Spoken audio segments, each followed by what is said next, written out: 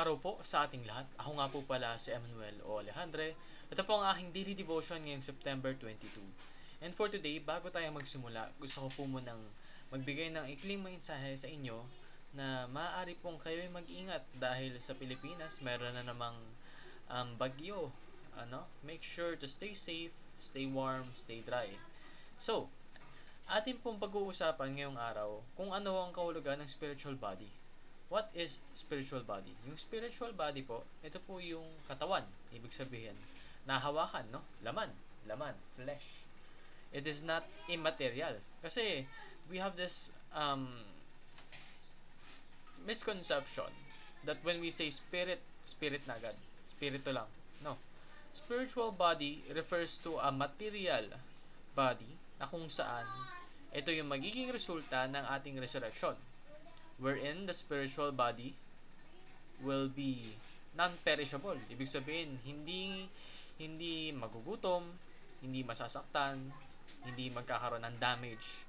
And most importantly, when we are reborn into a spiritual body, we will be sinless. No? Sabi nga po sa 1 Corinthians chapter 15 verse 42 to 44, so will it be with the resurrection of the dead. The body that is sown is perishable, it is raised imperishable. It is sown in dishonor, it is raised in glory. It is sown in weakness, it is raised in power. It is sown a natural body, it is raised a spiritual body. If there is a natural body, there is also a spiritual body. So, sinasabi po rito na tayo ngayon, as we are now, we are in the natural body that is impure. Pero once there is resurrection, promised by God, we will be reborn into a spiritual body that cannot perish, that has glory, that is raised in power, and is sinless. So, what does this mean? This means that we are called earthly. We are called to be earthly, not worldly. Mahirap kasi dahil kapag ating binabanggit yung worldly, we associate it immediately with earth. Dahil yun nga naman, mundo, planeta, no? Pero these are different things.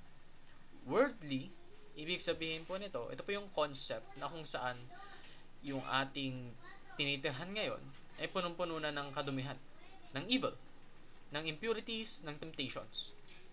Pero malayo po ito sa intensyon ng Panginoon. Remember that God created earth. And in every aspect of the earth that He created, He called it good. Ibig sabihin po nito, hindi po intensyon ng Panginoon when He was creating everything that we use now for it to be impure. Pero, dahil nga po sa disobedience ng mga tao, napuno yung mundo ng impurity. And it became worldly. So, tayo daw po are called to be earthly. Ibig sabihin, yung ginawang planeta ng ating Panginoon, ating pong mahalin, ating pong pahalagahan, ating pong ingatan. Dahil ito po yung parte ng ating mission sa pag-create sa atin ng ating Panginoon. So we will be raised bodily, no? Not just spiritually. Ibig sabihin po nito, hindi lang po tayo yung immaterial. Ibig sabihin, multo lang, no? Na kung saan walang katawan. No, we were made with the body that is pure. Tayo lang yung gumawa ng dahilan for it to be impure. So, there will come a time where we will resurrect and we will be once again containing a pure body. And while that happens, let us not forget to worship the Creator and not the creation. Anong ibig sabihin nito? May mga pagkakataon po kasing may mga individual na ginagamit yung ating Panginoon upang maging successful dito sa ating mundong ginagalawan. Na para bang yung mga kayamanan na ating nakukuha dito ay yung natatanging significant sa buhay nila. Baliktad po dapat. Dapat po ginagamit natin yung mundong ito upang magbigay ng honor kay God, upang mag-worship sa Kanya, upang mag-serve sa Kanya, no? With everything that we can. So, in order to do that, we must first be an earthly Christian. Mga Kristiyanong may pahalagahan sa mundo. Let's start first with ourselves. Sa pamilya natin. Sa ating nasasakupan sa barangay. Make it so that our place is just as it is if it was heaven. Kumbaga pure, malinis. Hindi nagkakaroon ng environmental hazard, no?